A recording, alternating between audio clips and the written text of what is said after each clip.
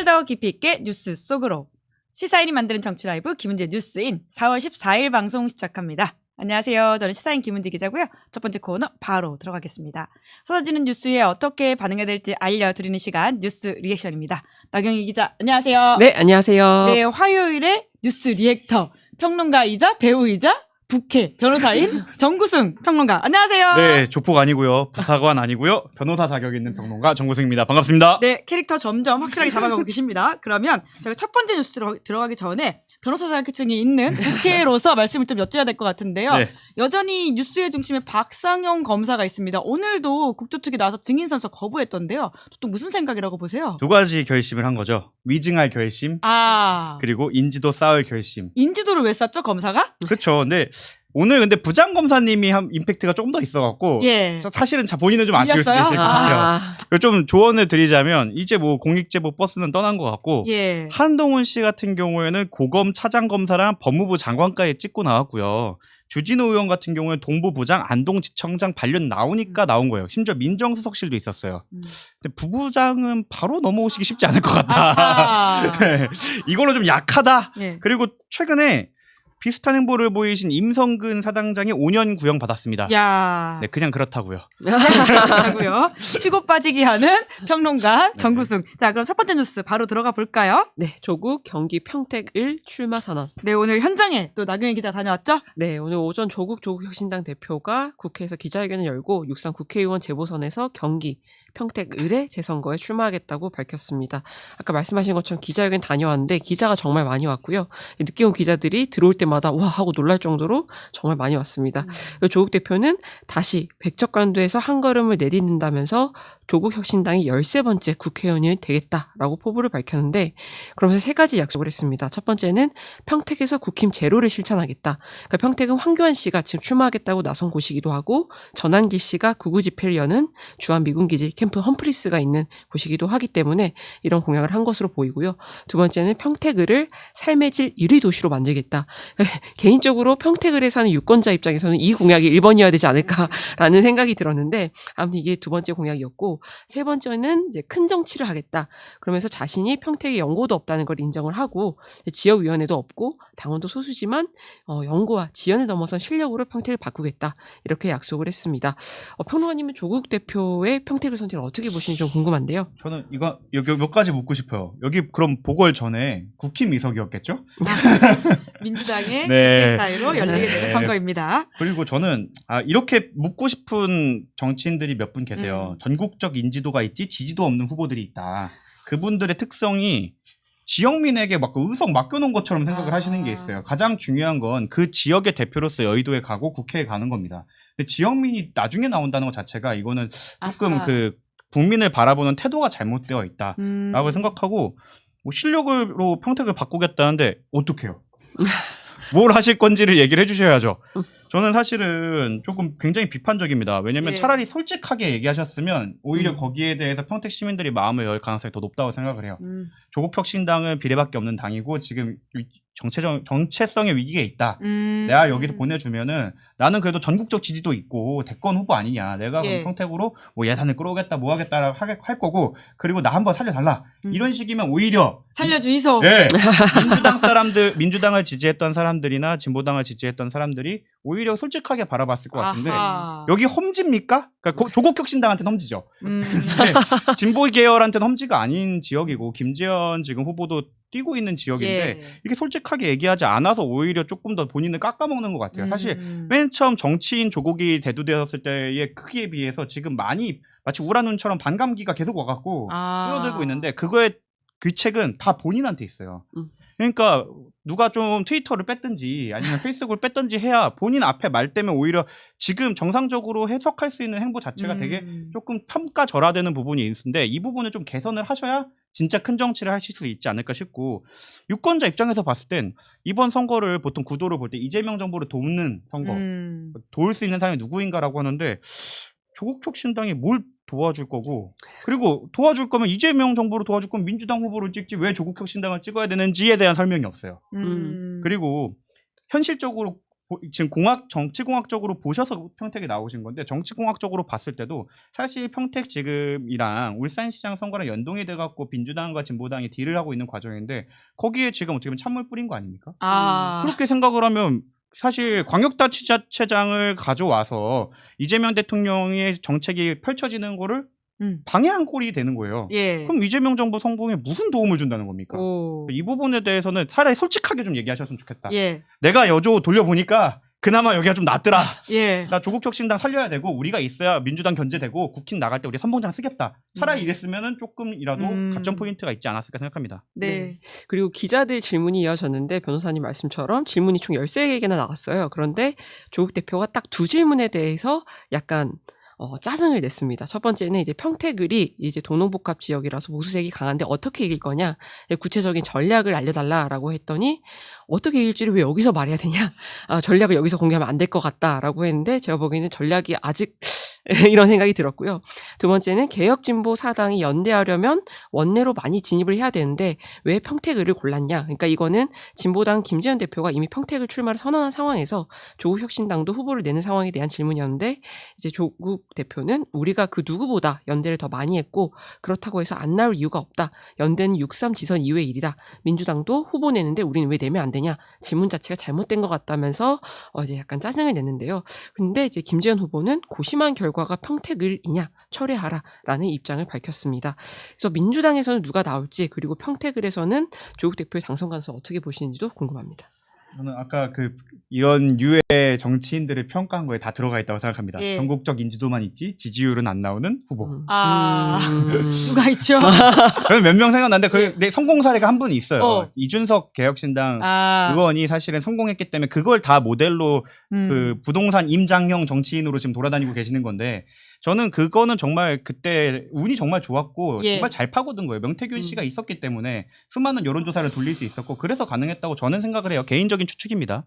근데 이분은 그렇게 없다 보니까 좀 잘못된 판단을 한 거예요. 저는 사실 이분이 큰 정치를 하신다고 하면 진짜 험지로 나가서 지더라도 살아나는 이제 부활이 되는 건데 예. 평택에서는 만약에 여기서 치면 정말 모양새가 우스워질 것 같은데 그럼 내가 조국이었으면 어디 나갔을 것 같습니까? 나는 바로 부산 북구 가는 거야. 이야. 큰 정치다. 지더라도 그리고 너무 큰 정치다. 캐삭방 가자. 법무부 장관 매치. 네. 가는 거죠. 예, 그렇게 그림을 그릴 수 있다라는 건데 사실 부산 북값 관련해 가지고는 오늘 또 새로운 소식이 있긴 하거든요. 네, 오늘 오전에 SBS 김태현의 정치쇼에 이제 출연한 하정우 AI 수석이 대통령이 내가 출마 여부를 결정하라고 하면 어떻게 하겠냐라는 질문에 대해서 청와대에 남는 것으로 결정할 것이다 라고 답을 했습니다. 속마음은 무엇이냐라고 진행자가 재차 물으니까 참모는 의사결정 권한이 없지 않냐, 당분간은 청와대에 집중해서 일을 하는 것을 선호한다 라고 답을 했습니다. 네, 하정우 수석 출마와 관련해서는 아까 저희가 박지원 의원과도 잠깐 이야기를 나눴는데요. 이게 좀 국면이 길어지다 보니까 어쩌는 거냐라는 생각이 들어요. 어떻게 보세요? 이거는 나올까 안 나올까를 예측하는 것보다는 전 좀 비판적으로 바라보고 싶어요. 왜냐하면 사실 전재수 장관이 부산시장 후보로 나온다는 것은 되게 오래전부터 결정된 부분이었고 당의 임재영입위원장이 저는 당대표님으로 알고 있습니다. 예. 그러면 왜 지금까지 안 구해놓고 왜 하정우밖에 없다고 이제 와서 얘기를 하느냐. 그리고 사실 부산 북구가 전재수 전 장관의 그 개인기 때문에 이겼던 곳이지 사실 험지로 분류되는 곳이 맞거든요. 근데 왜 험지에 자꾸 신인을 내보내냐. 그럴 거면 막 다선한 전국적 인지도 있는 분들이 사실은 자기 지역구 내려놓고 여기는 조금 강성 가능성 높으니까 정말 AI 수석 같은 그런 분이 국회로 들어와야 된다고 하면 그런 분들을 좀 안정적으로 하게 하고 내 지역구 내려놓고 나 노무현 정신으로 간다. 이런 걸 해줘야 되는 게 맞지 않나. 왜 잘 정치 모른다, 그럼 좀 아쉽다라고 하고 평가받는 반짝반짝한 원석을 왜 험지로 밀어넣어갖고 사지로 뭐냐. 저는 그런 비판을 하고 싶어요. 그리고 마치 88부 능선이 넘었다. 그리고 하정우밖에 없다는 것 자체가 저는 굉장히 불쾌한 게 청와대에 부담을 주는 거예요. 만약에 안 가면 청와대가 그러면 마지막 카드밖에 없는 걸 청와대가 거부했다는 식의 평가도 가능해지기 때문에 이건 굉장히 부적절하다고 생각하고 당을 위해 양보해달라. 근데 당이 대한민국 위에 있습니까? 그러니까 AI 수석실은 사실 하정우 수석을 위해서 만들어진 거의 음. 신설 부서잖아요. 예. 그거를 만들 만큼 대통령께서 어떻게 보면 삼고초려에서 데려온 인재인데 그거를 대한민국을 위해서 쓰겠다는데 왜 당을 위해서 써야 됩니까? 당원이긴 하지만 대한민국 국민인 게 더 먼저라고 생각해서 예. 그것도 조금 논리적으로 맞지 않다고 생각을 합니다. 아, 네. 햇빛 유사님이 맞는 말씀이에요. 이렇게 댓글을 달아주셨습니다. 본것만 까망해웅님, 읽어주시네요. 까망해웅님은 이렇게 직설적으로 평론한 정구승 변호사 엄지척 3개 하셨습니다. 자, 그러면 다음 뉴스 넘어가 보죠. 네, 이재명 대통령 오목 좀 둔다고 명인전 훈수. 네, 이스라엘 관련해서 다시 X에 메시지를 남겼죠. 네, 오늘 이 대통령이 오목 좀 둔다고 바둑 명인전에 훈수하는 분들, 훈수까지는 좋은데 판에 엎어지시면 안 된다면서 집안 싸움에 집착하다 지구에 침공한 화성인을 편들 태세인데 일단 지구부터 구하고 봐야 하지 않겠나라는 다소 비유로 점철된 메시지를 올렸습니다. 이게 어떤 사안을 염두에 둔 메시지인지는 직접 적지 않았기 때문에 정확히는 알 수 없지만 이스라엘 관련 SNS 게시물을 둘러싼 야당의 비판에 염두를 둔 발언이라는 해석이 나오고 있습니다. 정구승 변호사님 평소 바둑 비유를 되게 좋아하시는데 대통령 발언 어떻게 보셨나요? 매드맥스 영화 있죠? 아. 그분이 이걸 보셨어! 아, 내 이야기를 듣고 이재명 대통령 난가? 이거 샤라입니다. 난가? 나다. 난가? 난가? 네, 저작권 저한테 있고요. 네. 네, 명절 선물 알아서 아직 서운해하고 있다는 점 잊지 않으셨으면 좋겠습니다. 그러니까 이제 저게 대통령이시니까 저렇게 고상하게 표현을 하셨다고 생각하고 직설적으로 평가한다고 하시니까 제가 이거에 비판하는 정치인들에게 정구승이었다면 이렇게 하겠다. 예. 하수 겸상 금지요. 뭐죠? 그러니까 하수들 겸상하지 마라. 너 수도 못 읽잖아. 혹은 너 뭐 암?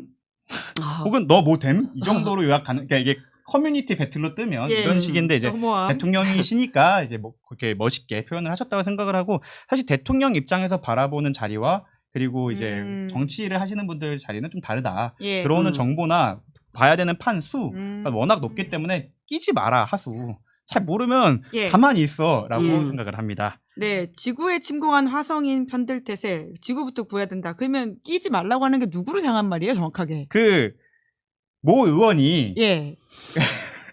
그 뉴스에 인터뷰를 하면서 이스라엘 국민을 대한민국 국민보다 먼저 얘기하신 분이 있어요. 뭐 그 위안부 그 자위대 행사 가셨던 그분이 이스라엘과 국민에게 사과해야 한 분이 있어요. 그런 분들에게 말씀을 드리는 거죠. 네, 국민의힘의 네. 중진 의원을 중진 의원. 향한 이야기다. 네. 자, 그러면서 오늘 청와대에서 주재한 국무회의에서 이재명 대통령이 또 전쟁 당사국들도 보편적 인권 보호의 원칙, 역사의 교훈을 바탕으로 세계가 간절히 바라는 평화를 향해서 용기 있는 걸음을 내디뎌 주시기를 당부드린다라고 발언을 했는데요. 근데 정작 한국 정부가 지난달 27일에 스위스에서 열린 인권이사회 정기회의에서 이스라엘의 국제법 위반 행위에 대한 사법적 단죄를 촉구하는 결의안에는 기권했다는 사실이 뒤늦게 알려졌습니다.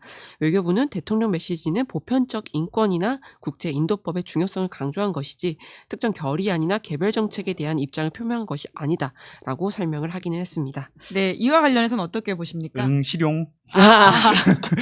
이게 사실 저는 이번 트윗은 그런 것 같아요. 그러니까 예. 문제가 됐을 때는 이거 트윗이야. 정부 전체 입장 아니야라고 하면서 사실 미국도 비판하고 싶지만 미국을 직접 비판할 수는 없으니까 견제구를 사실 옆으로 던진 거다. 이스라엘 쪽으로. 그러면서 이제 중동 보고 있죠, 중동. 나 대통령인데 거의 처음 나서서 SNS에 이렇게 했어요. 라고 하면서 중동 관계 개선해야 되는데 저는 그 비판하는 대한민국 내 정치인들에게도 얘기하고 싶어요. 박정희 대통령이 73년도에 중동 편 들면서 이스라엘 세게 비판한 적이 있습니다. 그리고 78년도에는 이스라엘 대사관 아예 철수시켰어요. 이분이 뭐 인권에 그렇게 민감한 분이 아니었잖아요. 이유는 하나죠. 국익. 네. 예, 우리는 이스라엘도 뭐 조단위에 무역을 하지만 제일 중요한 건 결국 우리는 그 사람들한테 원유를 수입을 해야 되고 수많은 수출을 해야 되는 상황입니다. 그렇기 때문에 실용. 그러니까 여기서 막 진짜로 도장을 찍는데 가고 찍으면 다시 이스라엘과 강을 건너게 되니까 돌아올 수 없는 강을 건너게 되니까 트윗 정도로 약간 포석을 놨다. 그러니까 오목하는 사람들이 자꾸 모르면서 하지 마라라는 그 견제인 아닐까 싶습니다. 네, 오목도 아니고 알까기라고 예전에 말씀하셨던 것 같은데. 근데 그분은 그래도 중진이라 오목 정도는 드시는 것 같아요. 아하. 자, 다음 뉴스 넘어가 볼까요? 네, 9개월 만에 법정에서 만난 윤석열, 김건희. 네, 오늘 김건희 씨가 증인으로 나왔다는 거죠? 네, 윤석열 씨와 김건희 씨 부부가 지난해 7월과 8월에 각각 다른 구치소에 수감된 뒤 9개월 만에 처음으로 법정에서 마주를 했습니다. 김건희 씨가 남편 윤석열 윤석열 씨 그리고 정치브로커 명태균 씨의 정치자금법 위반 혐의 공판에 증인으로 출석을 한 건데요. 두 사람은 10분 정도 차이를 두고 차례로 법정에 들어섰고 윤석열 씨는 검사와 마주보는 피고인석에 앉았고요. 김건희 씨는 재판부를 마주보는 증인석에 각각 앉았습니다. 윤석열 씨는 김 씨가 입정한 직후부터 계속 아내를 응시하면서 미소를 짓다가 한쪽 눈가를 훔치기도 했다고 하고요. 하지만 아내 김 씨는 대체로 정면만 응시를 하거나 바닥을 바라보면서 윤석열 씨 쪽으로는 고개를 돌리지 않았다고 합니다. 이진관 재판장은 오늘 재판에 대해 언론사에 촬영 신청이 있었지만 재판부가 내부 기준상 허가 대상이 아니라면서 영상 공개를 허용하지 않았고요. 그래서 그 직후에 나온 언론 기사들을 보면 아내의 고정된 시선 윤, 정면만 응시한 김 이런 식으로 기사 제목이 많이 달리던데 각자 무슨 생각을 하고 예. 너무 잔인한 질문일까요? 이렇게 부부가 법정에서 마주하고 뭔가 애틋해 보이는 장면들이 연출되는 경우를 혹시 보셨습니까? 저는 많이 보죠. 조직범죄. 조직범죄. 조직범죄 전문가 아닙니까? 이 조직범죄의 특성인가요? 네, 보통 조직범죄를 하게 되면 믿을 사람이 제일 중요하기 때문에 가족들, 친척들 많이 씁니다. 그래서 자주 만나요. 그러면 비슷한 비슷한 장면이 많이 나옵니다. 한쪽만 아련해 항상. 양쪽 다 전형적인 모습이군요, 이게. 예. 그래서 오히려 이거 주제로 왔길래 아니 범죄자 둘 만난 것 같다가 왜 이렇게 뉴스를 다뤄야 되나. 우리는 이렇게 이 범죄자들에게 이 이슈를 할애할 만큼 한가한 대한민국이 살고 있지 않다. 그냥 범죄자 둘이 만났고 사실상 증인 신문을 하는 와중에 다 증언 거부할 것이 예상됐고 이거는 그냥 진정 독립을 하기 위해 부른 거다. 그러니까 그 형사소송법상 증거 인정을 하려고 부른 거에 불과하기 때문에 그 유무죄 판단이나 양형 판단에서 큰 변수가 되지도 않는 그냥 범죄자 둘의 조우다. 네네. 그래도 좀 재판 내용을 좀 더 알려주신다면 나경원 기자. 네, 윤석열 씨가 이제 아내 김 씨와 공모해서 2021년 6월부터 2022년 3월까지 명태균 씨에게 2억 7천만 원 상당의 여론조사 총 58회를 무상으로 받은 혐의를 받고 있는데요. 명 씨도 같은 기간 여론조사를 무상으로 기부한 혐의로 함께 재판을 받고 있는 중입니다. 그런데 앞서 김건희 씨는 이 혐의에 대해서 1심에서 이미 무죄를 선고받은 상태이고요. 그래서 이제 오늘 김 씨는 아까 변호사님 말씀하신 것처럼 피고인 윤석열의 배우자가 맞냐? 라는 질문에 맞다라고 답한 뒤에 50개가 넘는 특검 측 질문에 모두 증언을 거부했습니다. 네, 지금 이 사건은 좀 어떻게 보십니까? 일단 그 배우자가 맞느냐에 대해서는 증언 거부를 하지 않았다는 게 가장 중요한 부분인 것 같고요. 윤석열 시점에서. 네. 저는 사실 이 사건은 이미 검찰 단계에서 이미 증거가 다 확보가 돼 있는 상태였고 특검으로 거의 그것 수사단분이 그대로 넘어가 있었고 자료도 명태균 씨 황금폰을 명태균 씨는 원래 검찰 조사 재판에 넘어가기 전까지 몰랐어요. 왜냐면 열람 등 사기 전까지 자기는 그냥 검찰한테 뺏겼었으니까. 그래서 언론사에 제공해서 포렌식을 돌리겠네 했는데 결국 못 돌렸잖아요. 포렌식이 비쌉니다. 결국 비용 때문에 그런 거예요? 네, 비싸기도 하고 그거 어디다 맡겨야 되는지 그 아저씨 보니까 휴지통에 넣으면 없어지는 줄 알고 했던 것 같은데 그게 잘 몰라서 그러신 것 같은데 나중에 열람 등사라고 해서 검찰이 증거로 제출했던 거를 복사 받으면서 내 핸드폰에 이런 게 포렌식으로 나오는구나를 확보한 걸로 저는 추정을 해요. 그런 걸 생각을 하면 황금폰이나 증거는 이미 갖춰져 있고 지난번 판사님처럼 정말 봐줄 결심을 한 사람이 아니라면 당연한 결론으로 귀결될 것이다. 그래서 이런 범죄자분들의 공방은 결론은 결국 징역, 내리실 형은 징역이다. 그러면 좀 다행이긴 할 텐데요. 또 김건희 씨 1심이 아까 말씀하셨던 것처럼 생각보다 약하게 나오거나 혹은 무죄가 나온 부분이 있어가지고 또 그런 걱정을 하는 것 같습니다. 그 판결에 대해 평론을 해드리자면 거의 박근혜급 창조경제다. 새로운 여의도가에 새로운 시장을 창조해 주신 거죠. 계약서를 쓰지 않으면 이거 불법행위가 앞서진다고 하니까 저희 조직범죄 업계에 있는 분들이 정말 눈을 번쩍 뜰 만한 사실 그렇잖아요. 마약 유통할 때 누가 조직 계약서 씁니까? 그러면 나는 그 마약범 같이 한 거 아니게 되는 건데 그 논리는 정말 정말 어렸을 때 싱크빅 좀 많이 하신 거 아닌가 싶습니다. 그 조직범죄라고 하셨는데 그럼 여기서 누가 더 위입니까? 김건희, 윤석열 이 조직범죄에서 우리가 V1과 V0로 나누는 이유가 따로 있지 않을까 싶습니다. 그러면 지금 증인으로 나오신 분이 더 위고 그렇죠. 그래서 진술을 거부한다. 상선들을 하범들이 상선 바라볼 때 애틋하게 바라보죠. 여러모로 전형적인 범죄 영화의 한 장면이 오늘 서울중앙지법에서 펼쳐졌다 이렇게 보면 될 것 같고요. 지금 댓글창에 버퍼가 좀 심하다는 이야기 하시는 분들이 계시는데 유튜브 개별의 문제인 것 같아가지고 또 괜찮다라고 하시는 분들도 계셔서 재접속을 해보시는 것을 좀 추천드리면서 오늘은 여기까지 하겠습니다. 두 분 수고 많으셨습니다. 고맙습니다. 네, 4월 14일 뉴스 리액션 여기까지 살펴보고요. 저는 잠시 후에 장성철, 기반 두 분과 함께 돌아오겠습니다. 기다리신 동안 구독, 좋아요, 알림 설정 부탁드립니다. 고맙습니다.